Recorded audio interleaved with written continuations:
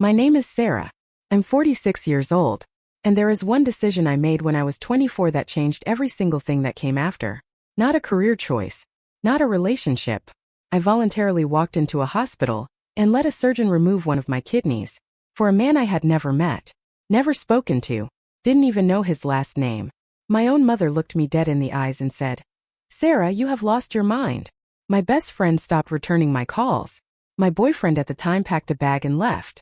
Just like that. Gone. They all thought they knew what I was doing. None of them knew what I had already seen. What I had already decided. And none of them knew about the letter I had been carrying in my coat pocket for 11 days. The one that started all of this. But here's what nobody expected. Not my mother. Not my doctors. Not even me. That man showed up at my wedding. Before I tell you what actually happened, if you're new here, please like this video and subscribe. Drop a comment below. Where are you watching from? Let me take you back to when it all started. It was January 2002. I was 24 years old, working a front desk job at a small medical clinic in Leeds. Nothing glamorous. Answering phones, filing paperwork, making coffee that nobody thanked me for. That was my life. Ordinary. Quiet. Predictable. Until a Tuesday morning changed everything. A man came in. Mid-40s. Walked slowly. Sat down carefully like movement cost him something.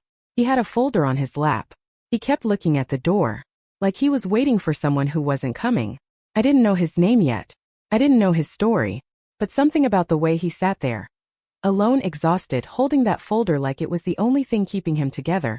It stopped me mid-sentence on a phone call. I watched him check in. I watched the nurse call him back. And I went back to my desk. But I couldn't stop thinking about him. That should have been my first warning. When something pulls at you that quietly, it never lets go easily. I didn't know it yet. But that man's name was David. And his file was about to land on my desk by complete accident. Stay with me because what I read in that file. Nobody was supposed to see it. I wasn't supposed to touch his file. That was the rule. Front desk didn't handle patient records. But our system crashed that afternoon. The nurse asked me to manually log 3 folders, while she handled an emergency in the back. David's folder was one of them. I opened it. Just to log the reference number. That's it. 30 seconds. In and out. But one line stopped me completely. Patient has been on the National Kidney Transplant waiting list for 4 years. Deteriorating rapidly. Estimated survival window without transplant. 18 months. 18 months.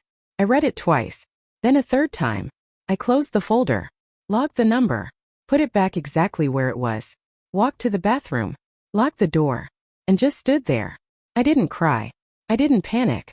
I just stood in front of that mirror and felt something shift inside me. Something I still can't fully explain. I was 24. Healthy. 2 functioning kidneys.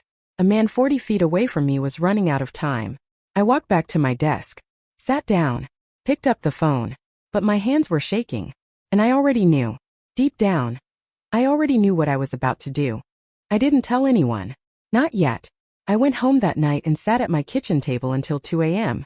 Just me, a cold cup of tea, and a question I couldn't stop turning over. Could I actually do this? I pulled up everything I could find online about living kidney donation. The surgery. The recovery. The risks. I read donor stories. I read failure stories. I read about a woman in Ohio who donated and spent 8 months in complications.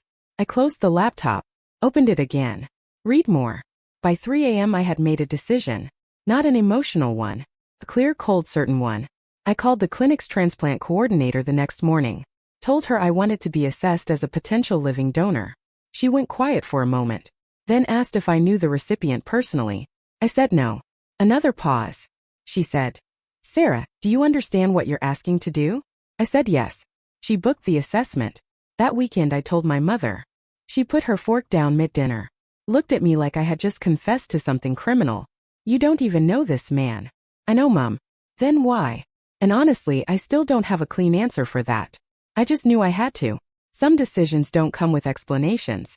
They just come with certainty. While I was sitting at that kitchen table making my decision, David was sitting in a dialysis chair 3 times a week. 4 hours each session. Tubes. Machines. A room full of people all waiting for the same miracle. He told me this later. Much later. He said the worst part wasn't the pain. It wasn't even the exhaustion that followed him everywhere like a shadow. The worst part was the waiting. Checking the phone. Hoping for a call that never came. watching other patients get the news, watching some of them not make it. David was 47 in 2002. He had a daughter 9 years old.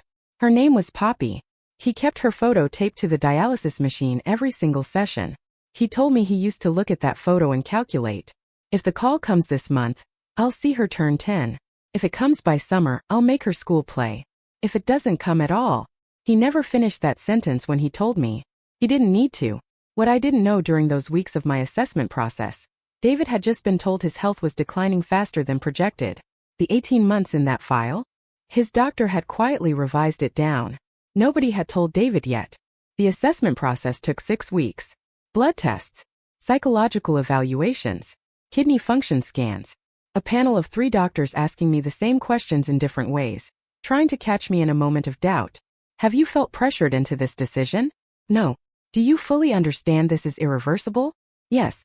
Is there anything that would make you reconsider? No. They approved me on a Thursday afternoon. The transplant coordinator called while I was on my lunch break. I was eating a sandwich in my car. She said, "Sarah, you're a match. We can proceed if you're still willing." I put the sandwich down, said yes. She told me the surgery date, told me what to expect, told me the recovery would take 6 to 8 weeks, told me I'd need someone to drive me home afterward. What she didn't tell me, what nobody tells living donors, is what happens to you emotionally the night before. I lay in that hospital bed at 11 p.m., gown on, for in my arm, completely alone because visiting hours had ended. And for the first time since January, I was scared. Not about dying, not about the surgery. I was scared because somewhere down this same corridor, David didn't know my name, didn't know my face. And tomorrow I was going to give him a piece of myself anyway. I woke up in recovery at 2:47 p.m. I remember the clock on the wall. I remember the ceiling tiles. I remember a nurse squeezing my hand and saying, "It went perfectly, Sarah. You did really well." I tried to sit up. She stopped me. The pain was different than I expected. Not sharp. Heavy. Like something had been rearranged inside me, and my body hadn't accepted the new layout yet. They told me the transplant was successful. David's body had accepted the kidney within hours. His numbers were already improving. I nodded. Closed my eyes. I didn't feel heroic. I didn't feel emotional. I just felt empty. In a physical way. Literally one organ lighter. My mother came the next morning. She walked in, looked at me in that hospital bed, and burst into tears. Not grateful tears. Terrified ones. She grabbed my hand and said, "Please don't ever do anything like this again." I almost laughed. Recovery was 6 weeks. Week 1 I couldn't stand without help. Week 2 I was sleeping 14 hours a day. Week 3 I started questioning everything. Not the decision. Never the decision. But the silence. Nobody told me how quiet it would be afterward. No updates. No information. A wall between me and whatever was happening on David's side. I gave that man a kidney, and I didn't even know if he was walking yet. 3 months after the surgery, a letter arrived. No return address. Handwritten envelope. My name spelled out in careful, deliberate letters like the person writing it was concentrating very hard. I stood at my front door and stared at it for a full minute before opening it. It was 4 pages long. Both sides. I'm not going to read you every word. But I'll tell you this, by the end of the first page I was sitting on my kitchen floor. I don't even remember sitting down. He introduced himself properly for the first time. David Allen Pierce. Father. Former geography teacher. Terrible cook. Devoted Leeds United fan. He wrote about Poppy. About the morning after the transplant when she climbed onto his hospital bed and fell asleep on his shoulder. He said it was the first time in 2 years. He hadn't calculated how many of those moments he had left. He didn't know my face. Didn't know my job. Didn't know anything about me except my first name. But he wrote, "Sarah, I think about the life you're living and I hope it's extraordinary. Because you gave me mine back." I folded the letter. Put it back in the envelope. Sat there for a long time. Then I did something I hadn't done since the night before the surgery. I cried. Properly. For a long time. And then I wrote back. We wrote letters for 2 years. Not emails. Actual letters. Paper envelopes, stamps. David was old-fashioned about it and honestly I didn't mind.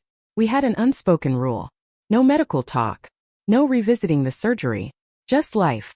Current, ordinary, moving forward life. He wrote about Poppy losing her first tooth. About going back to teaching for the first time post-transplant.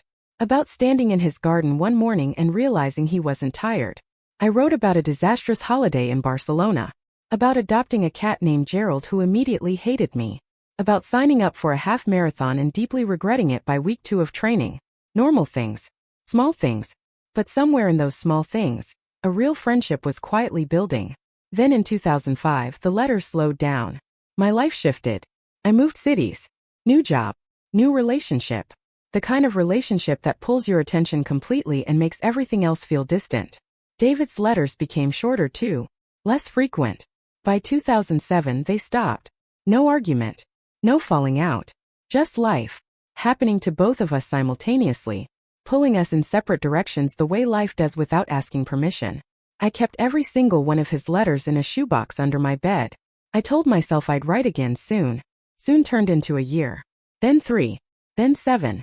And I had no idea what was happening to him. It was 2014 when I found him again. Not dramatically. Not through some incredible coincidence. I typed his name into Facebook on a quiet Sunday evening. Glass of wine. Nothing else to do. David Allen Pierce. Leeds. He came up immediately. Profile picture. Him and a teenage poppy at what looked like a graduation. Both grinning. He looked healthy. Completely different from the man I remembered walking carefully into that clinic in 2002. I stared at that photo for a long time. Then I clicked send on a message so short it almost felt ridiculous. David, it's Sarah. I hope you're well. I put my phone face down. Told myself not to check it. Checked it 4 minutes later. Nothing. Checked it before bed. Nothing. Woke up the next morning to a notification. He had replied at 6 a.m. 3 paragraphs. No hesitation. Like no time had passed at all. Like we had simply paused mid-conversation and were now continuing it. He told me Poppy was 17. That he'd remarried. That he still couldn't cook. That he thought about writing again 100 times but never knew how to restart after so long. Then at the very end, one line that stopped me completely. I never stopped being grateful. Not one single day. 12 years of silence.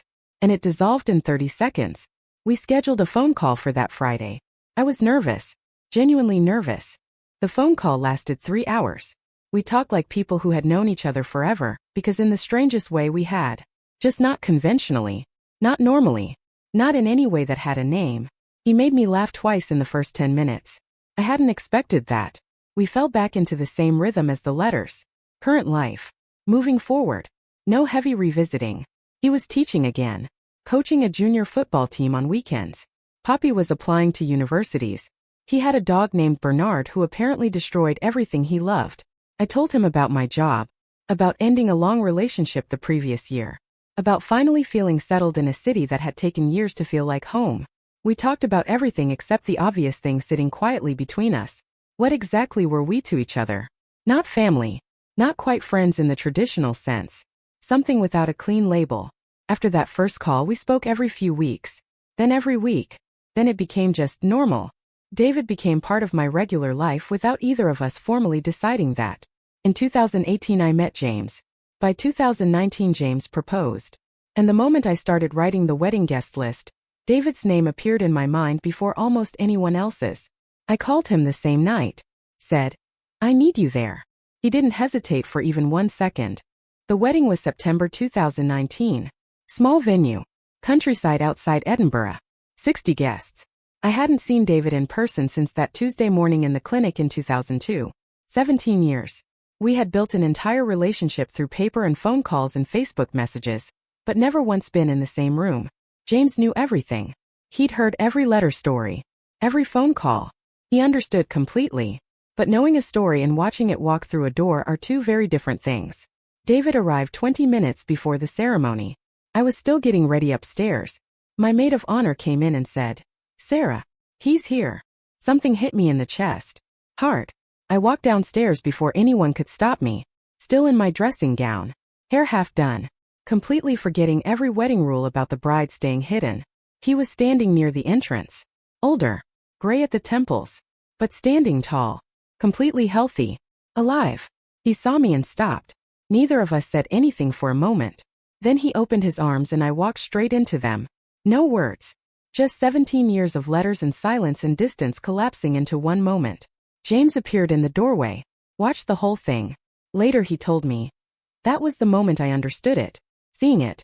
I finally understood what you gave him. My mother was there too. She didn't say a word. But she cried the entire ceremony. David gave a speech at the reception. Nobody asked him to. He just stood up quietly, picked up a glass, and the room went still. He didn't mention kidneys. Didn't mention hospitals. Didn't mention 2002. He just said, "I know the groom, but I want to tell you about the bride. Sarah is the reason I danced at my daughter's wedding last year. She's the reason I met my wife. She's the reason I have had 22 years of ordinary Tuesday mornings. And I want you to know that ordinary Tuesday mornings are the most extraordinary thing in the world when someone gives them back to you." Complete silence. Then the whole room. Poppy was there too. 26 years old. She came and found me after the speech. Hugged me without saying anything. Then pulled back and looked at me directly. Said, "Thank you for my dad." 3 words. I have received compliments, awards, kind messages, lovely cards. Nothing has ever landed like those 3 words. David and I still talk. Every few weeks. Ordinary conversations. Life updates. Nothing dramatic. But sometimes I think about that Tuesday morning in January 2002.